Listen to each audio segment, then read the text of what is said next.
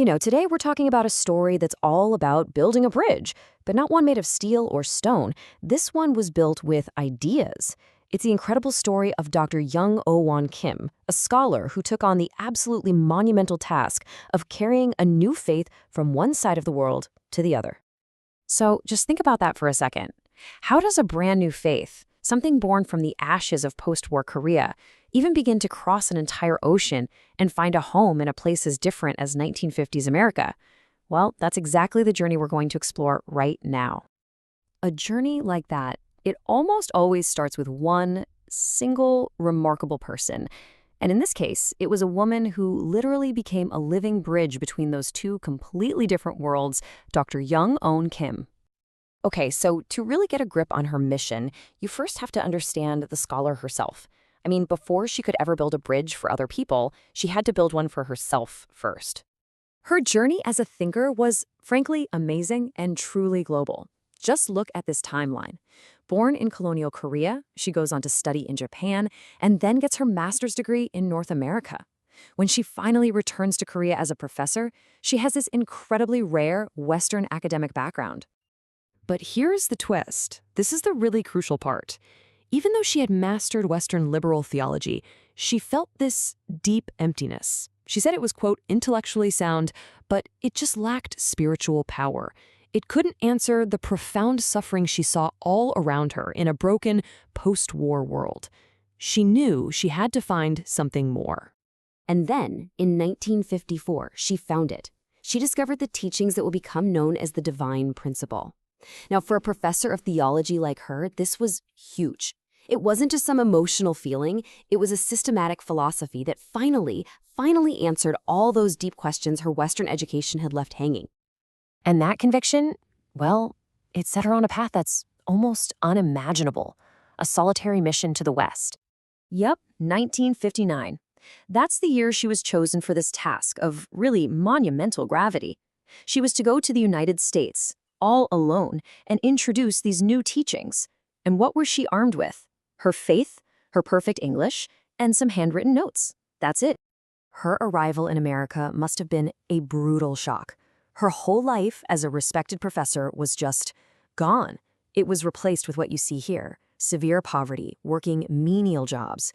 Imagine the deep cultural isolation she must have felt, a middle-aged Asian woman in a world that just did not understand her. And through all that, she's tackling this immense task of translating an entire theology from scratch. And this, right here, gets us to the very heart of her challenge. See, she wasn't just translating words from one language to another. No, she was building a faith bridge capable of carrying an entire worldview into a brand new culture. Her first job, really, was to create what we call a theological lexicon.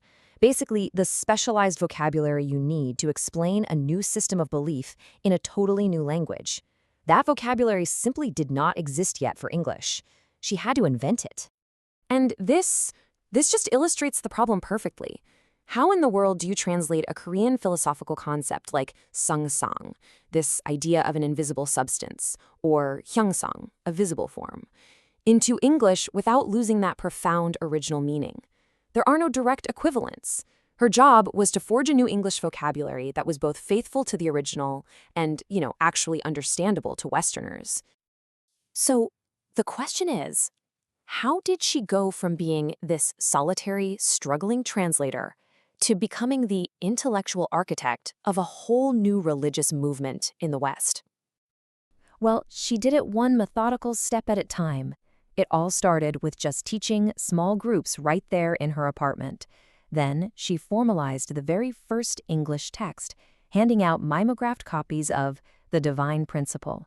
From that small start, she established the first church center in Berkeley, and then in 1975, co-founded the Unification Theological Seminary, or UTS. And at UTS, she really stepped into her most defining role.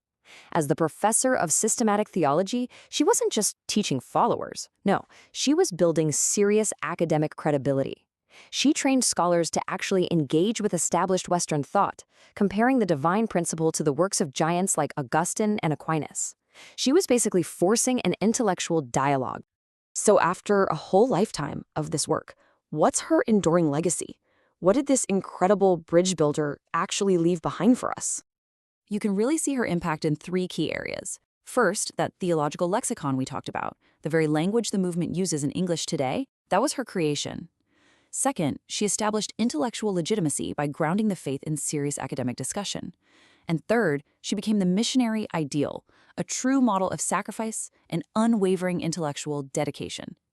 So, if there's one thing to take away from all this, it's that Dr. Young Kim was so much more than just the first missionary. She was the quiet, brilliant intellectual who planted that very first, delicate seed of a new faith right into the soil of the American West, giving it the intellectual roots it absolutely needed to survive. A true, one-of-a-kind bridge builder between worlds.